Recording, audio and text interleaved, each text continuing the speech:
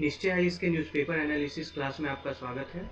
आज हम 5 मई 2020 के द हिंदू अखबार के इम्पोर्टेंट आर्टिकल्स के ऊपर डिस्कशन और एनालिसिस करेंगे। आइए शुरुआत करते हैं। मुख्य पेज नंबर 1 पर आए एक इम्पोर्टेंट आर्टिकल से जो कि विदेशों में फंसे भारतीयों से संबंधित है। भारत सरकार ने विश्व के अलग अलग हिस्सों में फंसे भारतीयों को स्वदेश वापस लाने की प्रक्रिया को मंजूरी दे दी है। दूसरे देशों में फंसे भारतीयों को वाणिज्यिक जहाज़ों और नौसेना के जहाज़ों से वापस लाया जाएगा। जैसा कि हम जानते हैं कि इंडियन डायस्पोरा का यानी विदेश में रह रहे भारतीयों का जो स्रोत है, ओरिजिन और स्प्रेड दोनों में काफ़ी ज़्यादा भिन्नता है। मतलब कि भारत के अलग अलग राज्यों से बाहर जाने वाले लोगों के संख्या में भिन्नता है और साथ ही साथ विश्व के अलग अलग देशों में रहने वाले भारतीयों की संख्या में भी काफ़ी भिन्नता है। जैसा कि अभी हाल के स्वदेश वापसी प्रक्रिया से देखा जा सकता है कि वापस आने वाले मैक्सिमम नंबर ऑफ फ्लाइट्स में सबसे ज़्यादा केरला, तमिलनाडु और Delhi NCR national capital regions में फ़्लाइट से वापस लोग आएंगे। भारत के प्रवासी मजदूर सबसे ज़्यादा, जैसा हम जानते हैं कि गल्फ़ के क्षेत्र में खाड़ी देशों में रहते हैं, पश्चिम के विकसित देशों में रहते हैं, साथ ही साथ साउथ ईस्ट एशिया के भी देशों में यह कार्य करने के लिए जाते हैं। तो गल्फ़ क्षेत्र में खाड़ी देशों में रहने वाले जो भारत के प्रवासी मजदूर हैं उनको नेवल शिप से, नौसेना के जहाज़ों से वापस लाया जाएगा। महिलाओं और खासकर गर्भवती महिलाओं को हवाई जहाज़ से वापस लाने की योजना है। इनको प्राथमिकता दी जाएगी क्योंकि यह वल्नरेबल सेक्शंस की कैटेगरी में आते हैं।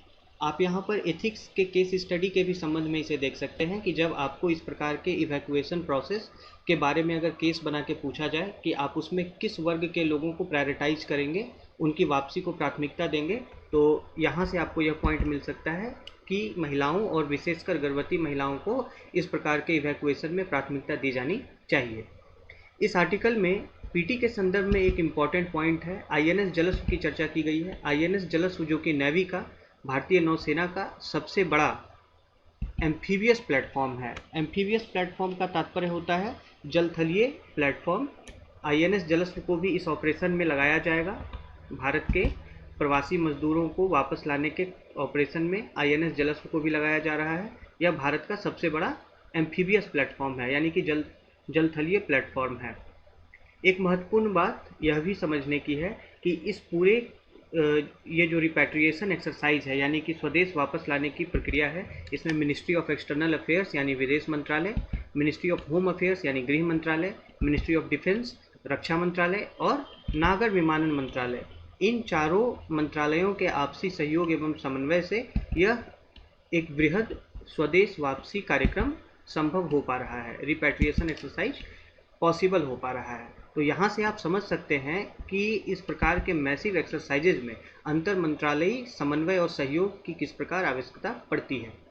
अब देखते हैं कि इस आर्टिकल की जानकारी का उपयोग कहाँ पे कर सकते हैं। जैसे हमने चर्चा की कि humanitarian assistance and disaster relief, मानवीय सहयोग एवं आपदा राहत कार्यों के संदर्भ में, HADR ऑपरेशंस के संदर्भ में आप इस जानकारी का यूज कर सकते हैं, यानी कि डिजास्टर मैनेजमेंट, आपदा प्रबंधन में इसका इस्तेमाल कर सकते हैं, जो कि आपके सामान्य अध्ययन पेपर 3 का टॉपिक है।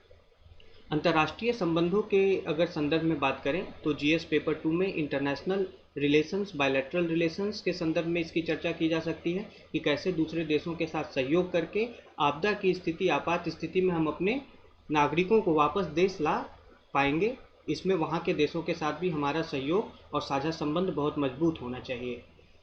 तीसरा बिंदु, इसमें भारत के आर्म्ड फोर्सेस की भी क्षमता के ऊपर आप इसे जोड़ के देख सकते हैं। जैसा कि हमने यहाँ देखा कि नेवल शिप से यानी कि नौसेना के जहाज़ों से लोगों को वापस लाया जाएगा, तो इससे आपको नेवी के मात्र युद्ध काल के समय उनकी सहभागिता और महत्व ही नहीं बल्कि शांति काल में भी ऐसे डिजास्टर मैनेजमेंट ऑपरेशंस में उनकी भूमिका को इसके द्वारा दर्शाया गया है। तो जब आप नेवी या आर्म फोर्सेस के इंपॉर्टेंस की चर्चा करें तो आप वहाँ पर ह्यूमैनिटेरियन असिस्टेंस और डिजास्टर रिलीफ ऑपरेशंस में भी उनकी भूमिका और उनके महत्व का जरूर चर्चा करें।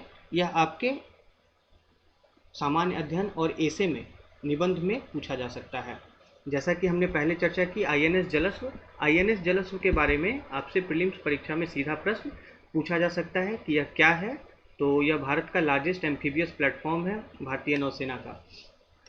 इस प्रकार से आप इस आर्टिकल के जानकारी को प्रीलिम्स और मेंस एग्जाम में अलग अलग स्तर पर इस्तेमाल कर सकते हैं।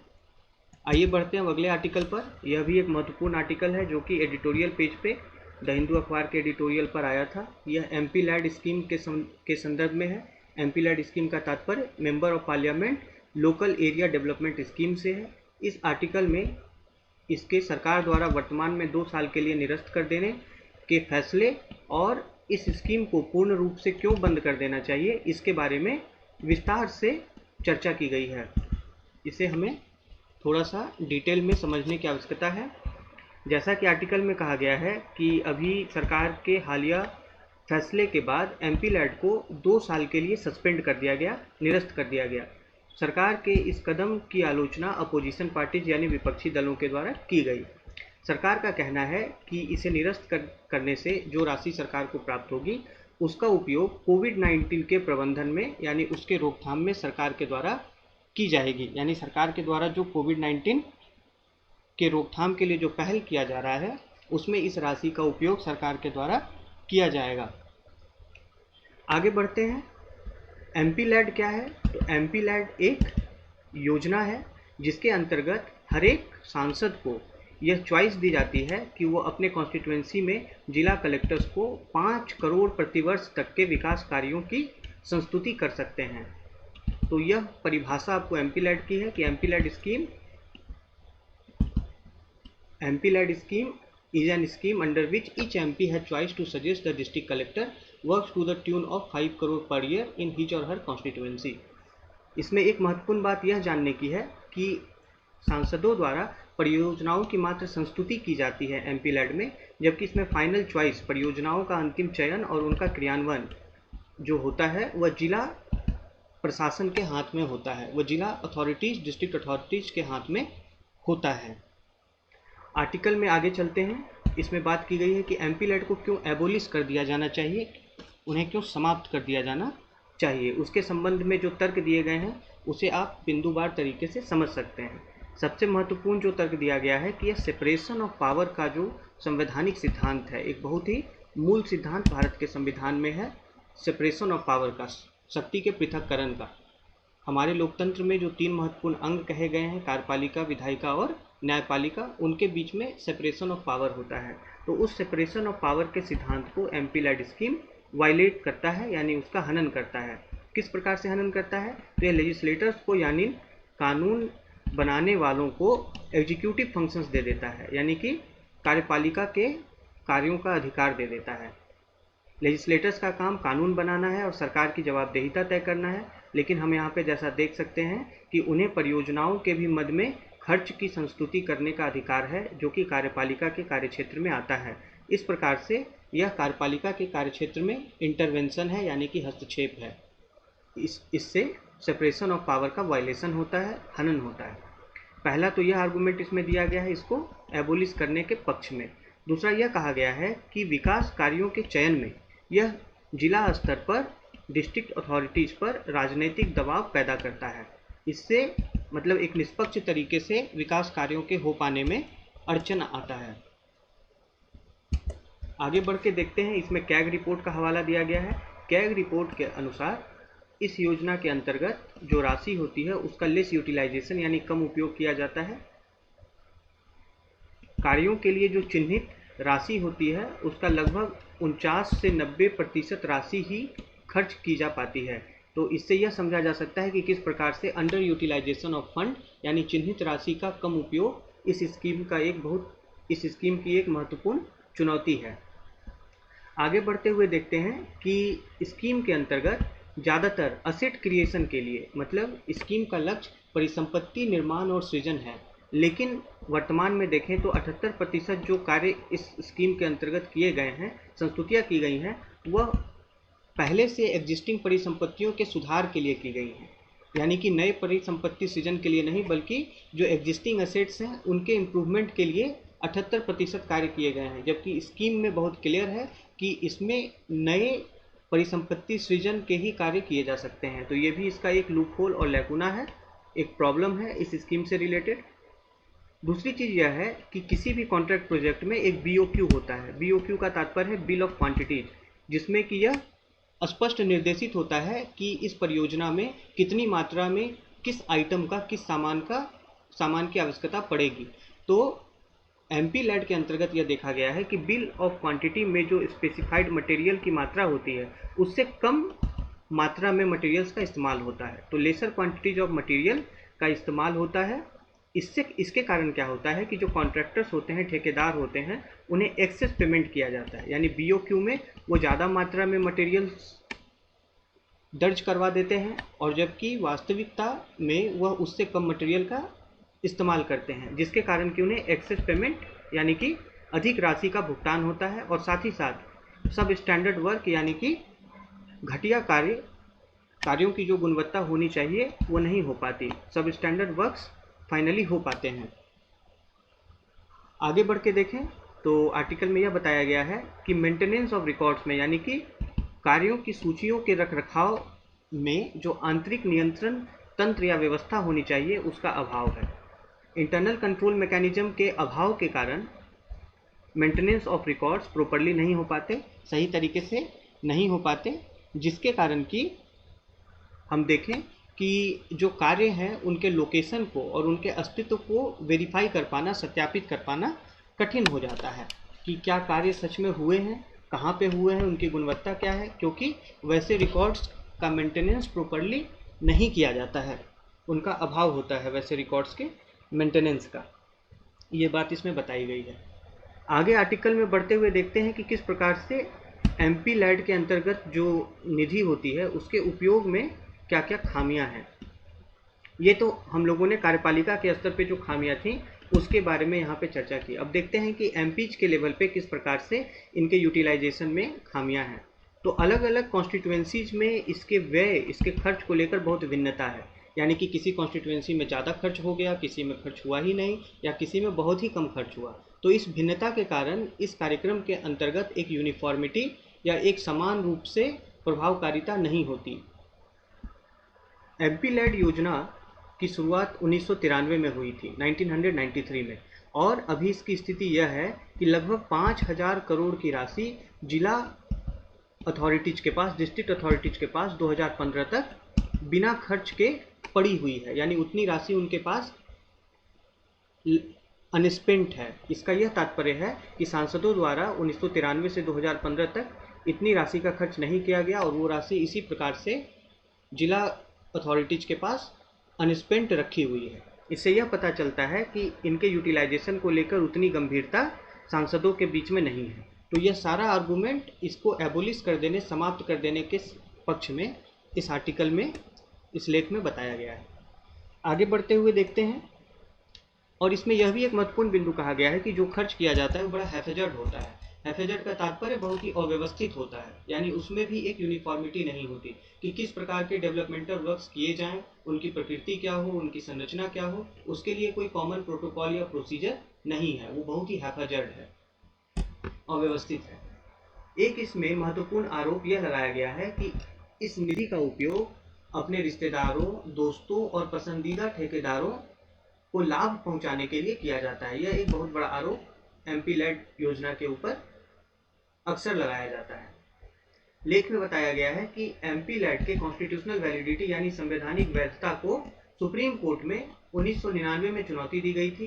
कोर्ट ने इसके ऊपर सारे पिटीशंस को मिलाकर, इसके ऊपर कई पिटीशन सुप्रीम कोर्ट में गए, उन सारे पिटीशंस को मिलाकर 2010 में अपना फैसला दिया। अपने निर्णय में यह बताया कि एमपी लैड स्कीम जो है वो कॉन्स्टिट्यूशनल है, यानी संवैधानिक रूप से वैध है। इस लेख में लेकिन कहा गया है कि इसके तमाम कमियों को देखते हुए इस स्कीम को, इस योजना को अपनी पूर्णता में फिर से पुनर्विचार करने की आवश्यकता है कि क्या इसको जारी रखा जाए या समाप्त कर दिया जाए। यह बताया गया है कि इसके समाप्त कर देने के पक्ष में बहुत महत्वपूर्ण, बहुत मजबूत तर्क मौजूद हैं। यानी एक स्ट्रॉन्ग केस है कि इस स्कीम को कम्प्लीटली एबोलिश कर दिया जाए, पूर्ण रूप से समाप्त कर दिया जाए। तो अब यह समझते हैं कि इस आर्टिकल का महत्व कहाँ पर है। हमारे सामान्य अध्ययन पेपर 2 में पॉलिटी में जब हम बात करें, पॉलिटी एंड गवर्नेंस में, तो एमपी लैड स्कीम एक सरकारी योजना है जैसा भी हम लोगों ने चर्चा किया, वहाँ पे आप इसका संदर्भ, आप इसका इस्तेमाल कर सकते हैं। गवर्नेंस, शासन में इसका डिसेंट्रलाइज्ड गवर्नेंस के रूप में, विकेंद्रीकृत शासन के रूप में कर सकते हैं। और एग्जीक्यूटिव और लेजिस्लेटिव यानी कार्यपालिका और विधायिका के बीच में संबंध के रूप में, यह एक ब्रिज के रूप में कार्य करता है, तो उसके भी संदर्भ में इसका इस्तेमाल आप कर सकते हैं।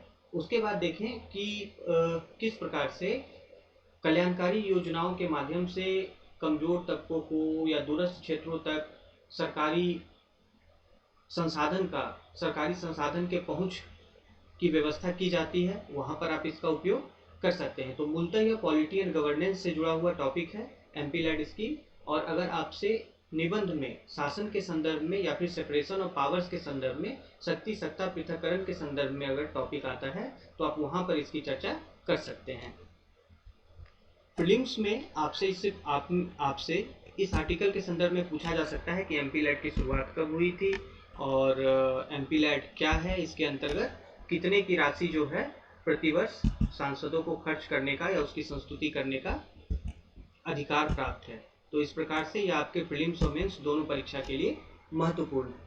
एडिटोरियल पेज पर ही फूड कॉरपोरेशन ऑफ इंडिया के से जुड़ा हुआ एक बहुत ही महत्वपूर्ण आर्टिकल आया है, जो कि आपके पेपर 3 से सीधा जुड़ा हुआ है।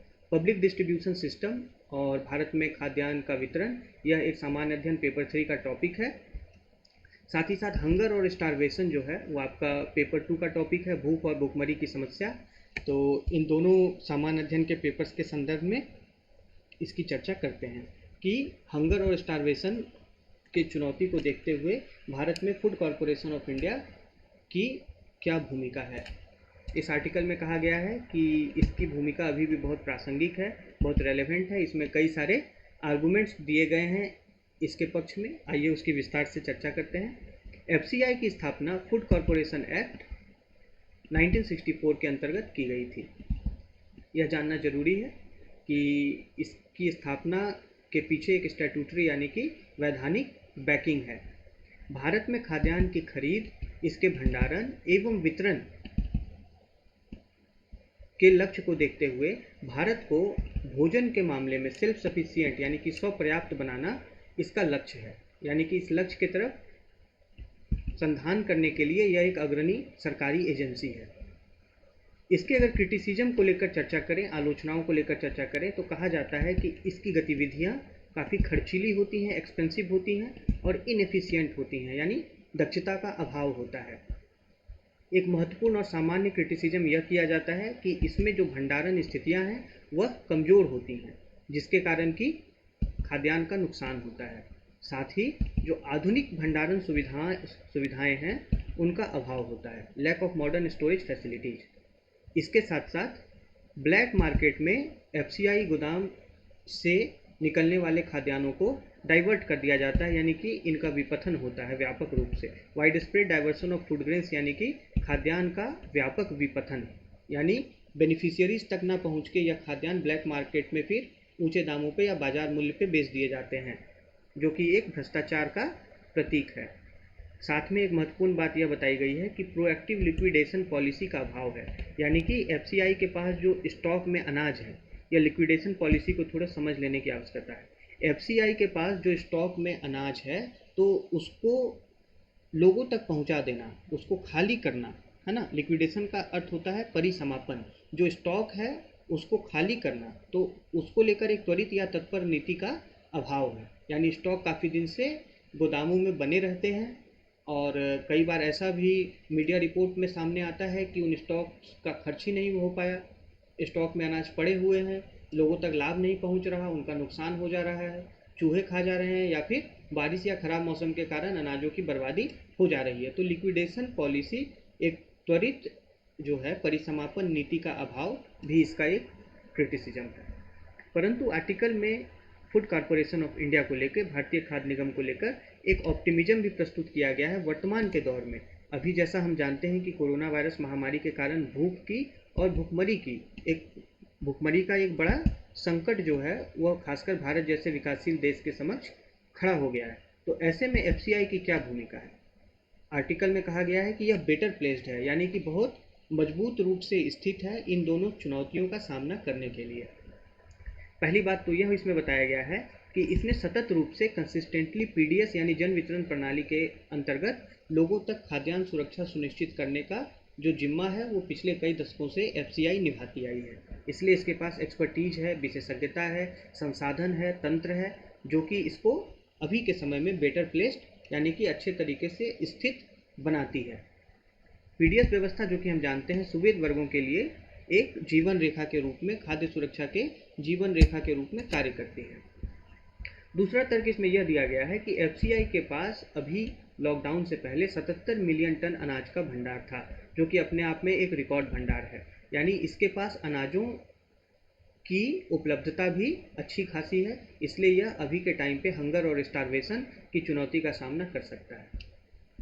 पूर्व में एफसीआई राज्यों एवं एनजीओ के खरीद के लिए ई ऑक्शन का आयोजन करता था, ओपन मार्केट सेल स्कीम के माध्यम से, यानी कि खुले बाजार विक्रय योजना ओएमएसएस के माध्यम से ई ऑक्शन कर राज्यों और एनजीओ को डायरेक्टली अनाज बेचता था। एफसीआई ने अभी इस प्रक्रिया को हटाते हुए राज्यों और एनजीओ के लिए, नॉन गवर्नमेंट ऑर्गेनाइजेशंस के लिए, स्वयंसेवी संस्थाओं के लिए या गैर सरकारी संगठनों के लिए यह सुविधा दे दी है कि वह सीधे एफसीआई के डिपो से अनाज की खरीद कर सकते हैं। तो यह एक बहुत बड़ी राहत अभी के समय में है राज्यों और एनजीओज को। अभी खुला बाजार विक्रय योजना के अंतर्गत ई ऑक्शन में हिस्सेदारी कर अभी अनुमति लेने की आवश्यकता नहीं है, वो डायरेक्टली एफसीआई के डिपो से अनाज की खरीद कर सकते हैं। इसमें यह बताया गया है कि चूँकि फूड कॉरपोरेशन ऑफ इंडिया के द्वारा जो किया जाने वाला ग्रेन मूवमेंट है, यानी अनाज का जो मूवमेंट होता है एक राज्य से दूसरे राज्य, वो ज़्यादातर ट्रेन के माध्यम से होता है। तो अभी जैसा हम जानते हैं कि रोड और रोड ट्रांसपोर्ट बहुत ज़्यादा बाधित हैं, वैसे में एक राज्य से दूसरे राज्य अनाजों के मूवमेंट को लेकर एफसीआई जो है अभी यूनिकली पोजीशनड है, यानी बहुत यूनिक स्थिति में है, और इसके ऊपर भरोसा किया जा सकता है कि यह अनाजों की उपलब्धता सुनिश्चित अलग अलग राज्यों में करवा पाएगा। एक महत्वपूर्ण बिंदु इसमें यह बताया गया है कि फूड कॉरपोरेशन ऑफ इंडिया के पास गोदाम्स का एक विकेंद्रीकृत नेटवर्क है, यानी एफसीआई के गोदाम विकेंद्रीकृत रूप से राज्य के देश के अलग अलग राज्यों में छोटे छोटे शहरों में भी स्थित हैं। एक डिसेंट्रलाइज्ड नेटवर्क है, जिसके कारण कि ब्लॉक स्तर पे यानी प्रखंड के स्तर पर और पंचायत के स्तर पर भी खाद्यान्नों का स्टॉक, खाद्यान्नों का भंडार मेंटेन किया जा सकता है। इसमें यह बताया गया है कि इस प्रकार से एफसीआई और राज्य सरकार के द्वारा ब्लॉक और पंचायत स्तर पर छोटे छोटे वायुबंद सिलोज में यानी कंटेनर्स में खाद्यान्न को रखा जा सकता है, जिससे कि डिसेंट्रलाइज्ड स्तर पर खाद्यान्न की उपलब्धता सुनिश्चित की जा सकती है। तो यह एक बहुत बड़ी राहत की बात होगी अभी के महामारी के समय में खाद्य सुरक्षा को सुनिश्चित करने के लक्ष्य में। इसमें एक कंसेप्ट बताया गया है, pre positioning of shipments. United states में भी अभी वैसे जगहों पर जहां पर कि खाद्यान्न की ज़रूरत अधिक है, वहां पहले से ही खाद्यान्न को पोजीशन कर दिया जाता है। पोजीशन करने का तात्पर्य होता है उनको वहां पर स्थित कर दिया जाता है, लाकर रख दिया जाता है। यानी कि आपको अगर पता हो कि कहाँ पर डिमांड अधिक होने वाला है, तो वैसे डिमांड हॉट स्पॉट्स पे पहले से ही अनाजों का पर्याप्त भंडार सुनिश्चित कर दिया जाता है। तो एफसीआई के पास इतनी क्षमता है कि वह इस प्रकार के डिमांड हॉट स्पॉट्स की पहचान कर पहले से ही शिपमेंट्स यानी अनाज के शिपमेंट्स को प्री पोजीशन यानी पहले से वहाँ स्थित कर सकते हैं। डिमांड हॉट स्पॉट का संबंध कोविड-19 हॉट स्पॉट से नहीं है, यह समझना बहुत ज़रूरी है। डिमांड हॉट स्पॉट का तात्पर्य वैसे क्षेत्रों से है जहाँ पर कि अनाज की मांग, अनाज का डिमांड आने वाले समय में बढ़ने वाला है। तो एफसीआई के पास इतनी क्षमता है, फूड कॉरपोरेशन ऑफ इंडिया के पास, कि वह अनाज के शिपमेंट्स को पहले से ही वैसे संभावित हॉट स्पॉट पर, मांग के हॉट स्पॉट पर पहले से ही वहां जाके प्री पोजीशन कर सकता है, पहले से ही वहां रख सकता है। तो यह एक महत्वपूर्ण भूमिका फूड कॉरपोरेशन ऑफ इंडिया निभा सकता है अभी के टाइम पे। आर्टिकल में कुछ सजेशन दिए गए हैं। इसमें यह बताया गया है कि जन वितरण प्रणाली के अलावा NRLM यानी कि राष्ट्रीय ग्रामीण रोजगार मिशन, राष्ट्रीय ग्रामीण आजीविका mission, national rural livelihood mission के अंतर्गत जो SHGs फॉर्म किए जाते हैं, सेल्फ हेल्प ग्रुप, स्वयं सहायता समूह, उनके भी माध्यम से अनाजों का लास्ट माइल डिस्ट्रीब्यूशन यानी अंतिम मील वितरण सुनिश्चित किया जा सकता है। यानी पीडीएस के अलावा एक और वैकल्पिक तरीका अनाज के लास्ट माइल डिस्ट्रीब्यूशन, अंतिम व्यक्ति तक अनाजों की पहुंच सुनिश्चित करने का एक माध्यम राष्ट्रीय आजीविका मिशन, राष्ट्रीय ग्रामीण आजीविका मिशन के अंतर्गत जो फॉर्म किए जाते हैं स्वयं सहायता समूह, उसके माध्यम से किया जा सकता है। यह एक महत्वपूर्ण और अच्छा सुझाव है। इसमें एक टेक्निकल एस्पेक्ट यह बताया गया है कि एफसीआई जो है वो first in first out principle follow करता है। First in first out principle का तात्पर्य यह है कि जिन अनाज की खरीद पहले की जाती है उनका वितरण भी पहले किया जाता है। यानी कि जो अनाज एफसीआई के भंडार गृह में पहले आते हैं उन्हें पहले वितरित किया जाता है। तो आर्टिकल में सजेशन दिया गया है कि अभी के समय में इस प्रिंसिपल में छूट दी जा सकती है ताकि लोगों तक अनाज की पर्याप्त उपलब्धता सुनिश्चित की जा सके। एफसीआई के गोदाम में जो भी आने वाले अनाज हों, चाहे वो पहले के हों या अभी हाल फिलहाल में लाए गए हों, उनको एक समान तरीके से वितरित किया जाए, यह इस आर्टिकल में सुझाया गया है। यह भी एक अच्छा सुझाव है। इसमें आपको first in first out principle को ध्यान में रखना है और इस तरीके के टेक्निकल शब्दावली का जब आप अपने उत्तर में प्रयोग करते हैं तो आपका उत्तर और ज़्यादा प्रभावशाली हो जाता है। दूसरा एक महत्वपूर्ण सुझाव यह बताया गया है कि एफसीआई नेफेड के साथ, नेफेड क्या होता है? नेफेड भी एक सरकारी एजेंसी है, national agriculture cooperative marketing federation of India limited. NAFED के साथ मिलकर एफसीआई अपने एक्सपर्टीज का, अपने विशेषज्ञता का इस्तेमाल कर किसानों को सीधा ग्राहकों तक पहुंचने में लॉजिस्टिक सपोर्ट यानी कि लॉजिस्टिक सहयोग उपलब्ध करा सकता है। यह एक बहुत अच्छा सुझाव है जिसमें कि दो सरकारी एजेंसियां आपस में मिलकर किसानों को लॉजिस्टिक सपोर्ट पहुंचा सकती हैं। अभी के समय में किसान, जैसे हमको पता है कि सप्लाई चेन डिसरप्टेड है, आपूर्ति श्रृंखला बाधित है, तो किसानों की ज़्यादातर प्रयास यह है कि वो ग्राहकों तक सीधी पहुंच बनाएं और वैसी सीधी पहुंच बनाने में एफसीआई नेफेड के साथ मिलकर अपने एक्सपर्टीज का प्रयोग करते हुए लॉजिस्टिक सपोर्ट उपलब्ध करा सकता है। इस प्रकार से किसानों का जो उत्पाद है वो ग्राहकों तक सीधा पहुंच पाएगा और जो एक सप्लाई चेन का क्राइसिस है कुछ हद तक उसका समाधान निकाला जा सकेगा। दूसरा महत्वपूर्ण सजेशन इसमें यह दिया गया है कि एफसीआई के द्वारा फार्मर प्रोड्यूसर ऑर्गेनाइजेशन यानी कि कृषक उत्पादक संगठनों और फार्मर ग्रुप्स कृषक समूहों को wider range of agricultural input यानी कि जो कृषि इनपुट होता है और कृषि उत्पाद होते हैं तो उनके मूवमेंट में, उनके आवागमन में, उनके परिवहन में सहयोग कर सकता है। एफसीआई फार्मर प्रोड्यूसर ऑर्गेनाइजेशंस और फार्मर ग्रुप्स को कई प्रकार के एग्री इनपुट और एग्री उत्पादों के मूवमेंट में, आवागमन, परिवहन में सहयोग कर सकता है। तो यह सजेशंस, इसमें महत्वपूर्ण सजेशंस दिए गए हैं। जब भी आपसे एफसीआई या भारत में अनाजों के भंडारण, फूड स्टोरेज, उनका वितरण, उसके संदर्भ में क्वेश्चन पूछा जाए तो आप एफसीआई की भूमिका के संबंध में इन बिंदुओं का उल्लेख कर सकते हैं। इसमें कुछ कंसर्न्स भी बताए गए हैं, कुछ चिंताएं भी जाहिर की गई हैं एफसीआई को लेकर, जिसमें पहला यह है कि एफसीआई के ऊपर ऋण बहुत बढ़ रहा है। मार्च 2020 की अगर बात करें तो मार्च 2020 तक एफसीआई के ऊपर लगभग 2.55 लाख करोड़ का ऋण था, जो कि अपने आप में एक बहुत बड़ा अमाउंट है, डेब्ट राशि है। दूसरी बात इसमें यह बताई गई है कि अगर सब्सिडाइज्ड ग्रेन का यानी कि सब्सिडी पर उपलब्ध कराए गए अनाजों के वितरण को अगर उसका विस्तार किया जाता है तो यह एक प्रकार से डंपिंग होगा। डंपिंग का तात्पर्य क्या होता है कि बाजार से किसी उत्पाद को पाट देना, बाजार में मांग से अधिक उपलब्धता करवा देना। तो सब्सिडाइज्ड ग्रेन्स को अगर उनका वितरण अगर उनके वितरण का और अधिक विस्तार बाजार में किया जाता है तो यह एक प्रकार से अनाज का डंपिंग होगा, जिससे कि स्थानीय स्तर पर जो फूड प्राइस है, भोजन की कीमत में, अनाजों की कीमत में काफ़ी गिरावट आ सकती है। तो यह दो चिंता आर्टिकल में जाहिर की गई है फूड कॉर्पोरेशन ऑफ इंडिया के संदर्भ में। आगे बढ़ते हुए इसमें शांता कुमार समिति, जो कि 2015 में स्थापित की गई थी पीडीएस रिफॉर्म्स और एफसीआई रिफॉर्म्स को लेकर, तो उसके भी कुछ संस्तुतियों को इस आर्टिकल में शामिल किया गया है, उसके रिकमेंडेशंस को। यह ध्यान रखें कि इस प्रकार के सरकार द्वारा स्थापित समितियों के सुझावों को उत्तर में शामिल करना बहुत लाभकारी होता है। तो शांता कुमार समिति ने एफसीआई के संदर्भ में यह एक महत्वपूर्ण सुझाव दिया था कि एफसीआई के लक्ष्य को पुनर्परिभाषित कर, रीपर्पस कर, इसे एक फूड मैनेजमेंट सिस्टम में यानी खाद्य प्रबंधन प्रणाली में इनोवेशन वाली एजेंसी के रूप में इसको रीपर्पस किया जा सकता है। अभी इसका मेन कार्य क्या है? अभी इसका मेन कार्य प्रोक्योरमेंट है, स्टोरेज और डिस्ट्रीब्यूशन है। इसमें इनोवेशन का कंपोनेंट लाने की भी बात शांता कुमार कमेटी ने की कि फूड मैनेजमेंट में यानी कि खाद्य प्रबंधन प्रणाली में नवाचार लाने वाली एजेंसी के रूप में एफसीआई की भूमिका अब होनी चाहिए। यह बात शांता कुमार कमेटी 2015 में स्थापित उसने अपनी संस्तुति में कही थी। दूसरी बात, समिति ने यह सुझाव दिया था कि एफसीआई का प्रोमिनेंट रोल यानी कि जो प्रधान भूमिका देश में खाद्यान्न के प्रोक्योरमेंट, खरीद और उसके वितरण को लेकर है, तो इसमें उसकी भूमिका को घटाई जानी चाहिए। कहीं ना कहीं समिति का इशारा प्रोक्योरमेंट और डिस्ट्रीब्यूशन में, खरीद और वितरण में विकेंद्रीकरण के ऊपर भी है।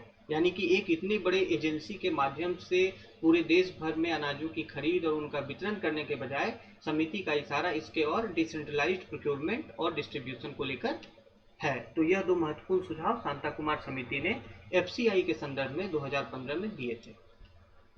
अंत में आर्टिकल में यह कहा है, एक निष्कर्ष के रूप में आप इसे समझ सकते हैं कि एफसीआई के गतिविधियों को ओवरहॉल करने की, यानी उसको और ज़्यादा तंदुरुस्त करने की, और ज़्यादा मजबूत करने की आवश्यकता है और इसके भंडारण क्षमता को और मॉडर्नाइज करने की, आधुनिक बनाने की आवश्यकता है। तो इस प्रकार से यह आर्टिकल आपके जीएस पेपर 2 के लिए बहुत इंपॉर्टेंट, जीएस पेपर 3 के लिए बहुत इंपॉर्टेंट है, जिसमें सीधा topic PDS system, food storage and distribution, खाद्यान्न का भंडारण और उसका वितरण है। आप वहां पर एफसीआई से संभावित प्रश्न मुख्य परीक्षा, मेंस परीक्षा में पूछे जा सकते हैं। वहां पर आप उसकी आलोचना, इसका स्ट्रेंथ, जैसा अभी हम लोगों ने 5-6 स्ट्रेंथ की बात की, 4 क्रिटिसिज्म की बात की, कुछ इसके स्ट्रेंथ की बात की कि किस प्रकार से यह एक मजबूत सरकारी एजेंसी के रूप में स्थित है, खासकर अभी के समय में हंगर स्टारवेशन के समस्या को सामना करने के लिए। कुछ सुझाव इसमें महत्वपूर्ण दिए गए 4-5, कुछ चिंताएं जाहिर की गई। तो उस सब को आप एक आंसर फॉर्मेट में पेपर 3 के संदर्भ में डायरेक्ट अपने आंसर में लिख सकते हैं। दूसरी बात कि अगर इसको थोड़ा उल्टा अप्रोच करके, रिवर्स अप्रोच करके देखें, इसमें हंगर और स्टारवेशन की चुनौती की बात की गई है। तो सरकार के किन पहलों के माध्यम से समाज में हंगर और स्टारवेशन की चुनौती का सामना किया जा सकता है, तो उसमें एफसीआई जैसे और नाफेड जैसे सरकारी एजेंसियों की भूमिका कितनी महत्वपूर्ण हो सकती है, उसको इस आर्टिकल के बिंदुओं से समझा जा सकता है। यानी हंगर और स्टारवेशन के बारे में हम जब बात करें तो वहां पर हम एफसीआई और नेफेड जैसे सरकारी संस्थानों, सरकारी एजेंसियों की भी भूमिका की चर्चा कर सकते हैं। इस संदर्भ में यह आर्टिकल बहुत महत्वपूर्ण हो जाता है। आगे देखें, यह द हिंदू का एडिटोरियल आर्टिकल आरोग्य सेतु को लेकर आया है। यह एडिटोरियल आर्टिकल में आरोग्य सेतु से संबंधित जो चिंताएं अभी के समय में हैं उसके बारे में चर्चा की गई है और अखबार के द्वारा अपनी राय को रखा गया है। केंद्र सरकार ने अभी हाल में contact tracing app, contact tracing का तात्पर्य होता है जो कोरोना पॉजिटिव पेशेंट्स के संपर्क में लोग आते हैं उनको ट्रेस करना। तो contact tracing app Aarogya Setu को अनिवार्य कर दिया है। अनिवार्य कर दिया है किस प्रकार से? कोविड-19 के नियंत्रण के एक उपाय के रूप में, कि जो लोग बाहर जाके कार्य करेंगे प्राइवेट और पब्लिक ऑफिसेस में एसेंशियल नॉन एसेंशियल वर्क्स के लिए, तो उनके लिए आरोग्य सेतु अनिवार्य कर दिया गया है। संपादकीय में यह बताया गया है कि निजता की सुरक्षा के लिए, प्राइवेसी के प्रोटेक्शन के लिए जो लीगल स्टैंडर्ड्स यानी कि कानूनी मानक पूर्व में बनाए गए हैं, तो सरकार का यह फैसला उन मानकों पर खरा नहीं उतर पाता। के.एस. पुट्टास्वामी केस में, जो कि निजता के अधिकार को एक संवैधानिक अधिकार के रूप में स्थापित जिस मामले में सुप्रीम कोर्ट ने किया था, तो उसमें कोर्ट के द्वारा यह आवश्यकता रखी गई थी, यह अनिवार्यता रखी गई थी कि ऐसे किसी भी प्रकार के ऐप के अनैच्छिक इस्तेमाल में, उपयोग में, यानी इनवॉलेंट्री यूज में, जहां पर कि आप लोगों के पास ये चॉइस नहीं देते कि आप वो इस्तेमाल करें या ना करें, ये उनका चॉइस हो, तो जैसा सरकार ने इसे अनिवार्य कर दिया है, तो यानी लोगों के पास चॉइस नहीं है कि वो इसका इस्तेमाल नहीं कर सकते, ये अनिवार्यता है कि उन्हें इस्तेमाल करना ही है। तो इस प्रकार के ऐप के इनवॉलेंट्री यूज में, यानी कि अनैच्छिक उपयोग में, एक कम से कम कानून होना चाहिए जो कि प्राधिकृत करे सरकार को ऐसी शक्तियों से। तो के.एस. पुट्टास्वामी केस में सुप्रीम कोर्ट ने ऐसे कानून की अनिवार्यता को एक शर्त के रूप में रखा था जब भी इस प्रकार के किसी ऐप का इनवॉलेंट्री यूज सरकार के द्वारा करवाया जाए।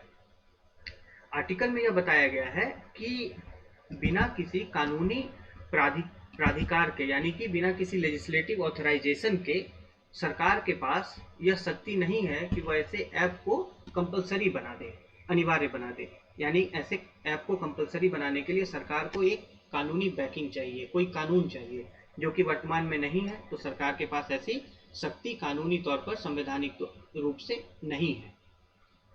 चिंताओं के बारे में आगे एडिटोरियल में कहा गया है, उसको देखते हैं।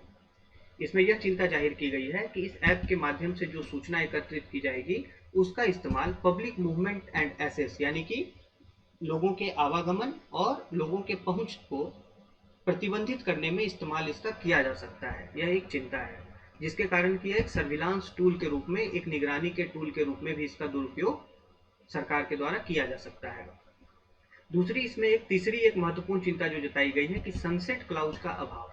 सनसेट क्लाउज क्या होता है, इसको जानना जरूरी है। सनसेट क्लाउज का तात्पर्य होता है समापक क्लाउज से। समापक क्लाउज मतलब कोई उक्त तिथि के बाद या उक्त परिस्थिति के बाद, मतलब किसी नियम या किसी भी डायरेक्टिव की समाप्ति हो जाती है, उसे सनसेट क्लाउज कहते हैं। यानी अगर यह कह दिया जाए कि 2 माह के बाद इसका इस्तेमाल नहीं होगा, या मतलब इस बीमारी के समाप्त हो जाने के बाद इसका इस्तेमाल नहीं होगा, तो इस प्रकार का कोई सनसेट क्लाउज सरकार के द्वारा अभी नहीं इसके नियमों में दिया गया है। ऐसे सनसेट क्लाउज का अभाव है। साथ ही यह भी नहीं बताया गया है कि किन कार्यों के लिए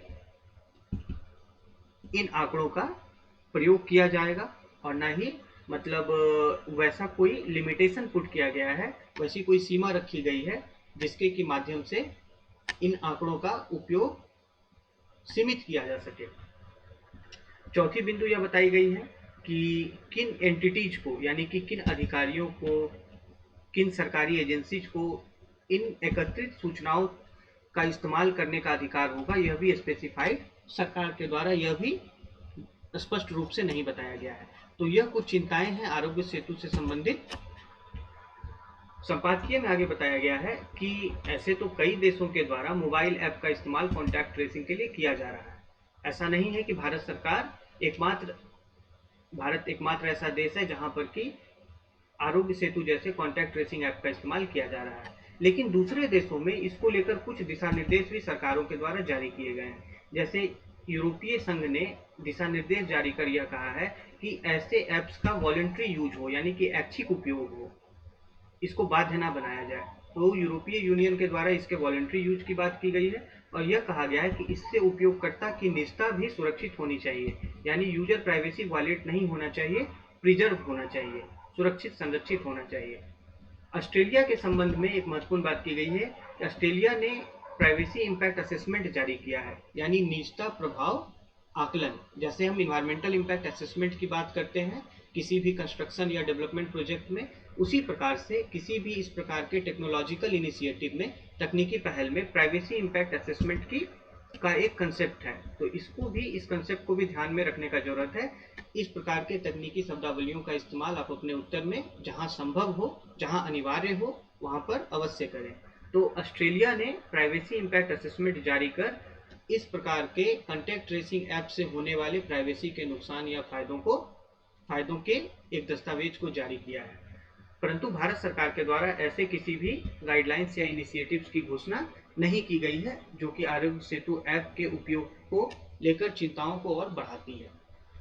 संपादकीय में एक संतुलित अप्रोच लेते हुए यह कहा गया है कि इस ऐप के पीछे की मंशा सरकार की भले ही अच्छी हो सकती है, इससे लॉकडाउन और इसके बाद लॉकडाउन के रिलैक्सेशंस, यानी जो छूट दिए गए हैं सरकार के द्वारा, उसको और प्रभावी बनाने में आरोग्य सेतु की सकारात्मक भूमिका हो सकती है। लेकिन इसके जो प्राइवेसी रिलेटेड कंसर्न्स हैं, यानी निजता संबंधी जो आशंकाएं हैं, चिंताएं हैं, उन्हें एड्रेस करने का, उन्हें सुलझाने की आवश्यकता है। साथ ही साथ इंश्योरिंग सफिशिएंट एनोनिमाइजिंग ऑफ डाटा, यानी कि आंकड़ों की अज्ञातता को भी सुनिश्चित करने का, पर्याप्त रूप से सुनिश्चित करने की आवश्यकता है कि जो आंकड़े हैं वह व्यक्ति विशेष को चिन्हित ना कर पाए, वो एनोनिमस यानी अज्ञात रूप से उन्हें एकत्रित किया जाए। और साथ ही वैसे आंकड़ों का लिमिटेड एक्सेस हो, यानी कि बहुत ही सीमित पहुंच सरकारी एजेंसी और अधिकारियों की वैसे आंकड़ों को लेकर हो, जिससे कि इसके दुरुपयोग से बचा जा सके। अब इस आर्टिकल को किस संदर्भ में समझेंगे, तो हम देख सकते हैं कि यह आपके पेपर 2 पॉलिटी और गवर्नेंस से जुड़ा हुआ मुद्दा है। Privacy as a fundamental right, निजता का अधिकार एक मौलिक अधिकार के रूप में जहां पर प्रश्न आए तो आप इस प्रकार के कॉन्टैक्ट ट्रेसिंग ऐप का उदाहरण दे सकते हैं। साथ ही जैसा हमने देखा कि सुप्रीम कोर्ट ने ऐसे ऐप्स के लिए जो एक कानूनी बाध्यता रखी है कि एक कानून होना चाहिए, तभी आप ऐसे ऐप्स के अनैच्छिक उपयोग का इस्तेमाल सरकार के द्वारा किया जा सकता है। तो यहाँ पर आपको चेक एंड बैलेंसेस भी प्राइवेसी के ऊपर है। निजता के अधिकार को किस प्रकार न्यायपालिका ने सुरक्षित करने का प्रयास किया, उसके भी संदर्भ में आप इसका उपयोग कर सकते हैं। दूसरी बात कि ऐसे कॉन्टैक्ट ट्रेसिंग ऐप से किस प्रकार कंसर्न्स होते हैं, कि क्या क्या चिंताएं हो सकती हैं, आशंकाएं हो सकती हैं, तो इसका उल्लेख आप पेपर 2 में या पेपर 3 के साइंस टेक में कर सकते हैं। आधुनिक तकनीक का जो टॉपिक है साइंस 3 में, साइंस टेक में, आप उसमें इसका उपयोग कर सकते हैं कि इस प्रकार के इन्वेसिव ऐप से कैसे निष्ठा का हनन होने का खतरा रहता है, वहाँ पर इसका उपयोग किया जा सकता है। और प्राइवेसी एक नैतिक मूल्य भी है, तो एथिक्स के भी पेपर 4 में अगर आप प्राइवेसी को एक मोरल वैल्यू के रूप में देखते हैं, नैतिक मूल्य के रूप में देखते हैं, तो वहाँ पर भी इसकी चर्चा आप कर सकते हैं। जैसा हमने बताया कि प्राइवेसी इम्पैक्ट असेसमेंट एक तकनीकी शब्दावली है, एक टेक्निकल टर्म है, तो इस प्रकार के टर्म्स का उपयोग आप टेक्निकल आंसर्स में जरूर कर सकते हैं। आगे बढ़ते हुए देखें संपादकीय, एक दूसरा संपादकीय ही द हिंदू अखबार का, जो कि नदी विवाद और इस प्रकार के नदी जल के बंटवारे को लेकर विवाद के लिए जो सरकार द्वारा स्थापित जो प्राधिकरण होते हैं उसके संदर्भ में है। कावेरी वाटर अथॉरिटी, कावेरी जल प्राधिकरण के बारे में यह आर्टिकल हिंदू के संपादकीय के रूप में आया है। हाल में ही सेंटर ने, केंद्र सरकार ने एक अधिसूचना जारी कर कावेरी वाटर मैनेजमेंट अथॉरिटी यानी कि कावेरी जल प्रबंधन प्राधिकरण को मिनिस्ट्री ऑफ जल शक्ति के प्रशासकीय नियंत्रण में लाने की अधिसूचना जारी की है। यानी कि कावेरी वाटर मैनेजमेंट अथॉरिटी अब मिनिस्ट्री ऑफ जल शक्ति के एडमिनिस्ट्रेटिव कंट्रोल यानी कि प्रशासकीय नियंत्रण के अंदर कार्य करेगा। तो इसकी आलोचना इसलिए की जा रही है कि सरकार के ऐसे पहल से अथॉरिटी यानी CWMA केंद्र सरकार की एक कठपुतली के रूप में, पपेट के रूप में रह जाएगा, यानी इसकी खुद की स्वायत्तता समाप्त हो जाएगी। इस चीज को लेकर आलोचना इस कदम की अधिसूचना की जा रही है। अगर इसका थोड़ा बैकग्राउंड देखें CWMA का, तो कावेरी वाटर मैनेजमेंट अथॉरिटी की स्थापना फरवरी 2018 में सुप्रीम कोर्ट के दिशा निर्देश पर की गई थी। फरवरी 2018 में, फरवरी 2018 से लेकर अभी तक CWMA मिनिस्ट्री ऑफ जल शक्ति, जो कि पूर्व में वाटर रिसोर्सेज मिनिस्ट्री जल संसाधन मंत्रालय था, उसके साथ सहयोग कर कार्य कर रही थी। तो 2018 से ही CWMA ministry of water resource के साथ जुड़कर, जल शक्ति मंत्रालय के साथ जुड़कर कार्य पहले से कर रही थी। इसकी जो CWMA की पूर्ववर्ती प्राधिकरण जिसका नाम कावेरी रिवर अथॉरिटी था, CRA, वह भी मिनिस्ट्री ऑफ वाटर रिसोर्स के एडमिनिस्ट्रेटिव कंट्रोल में कार्य करता था।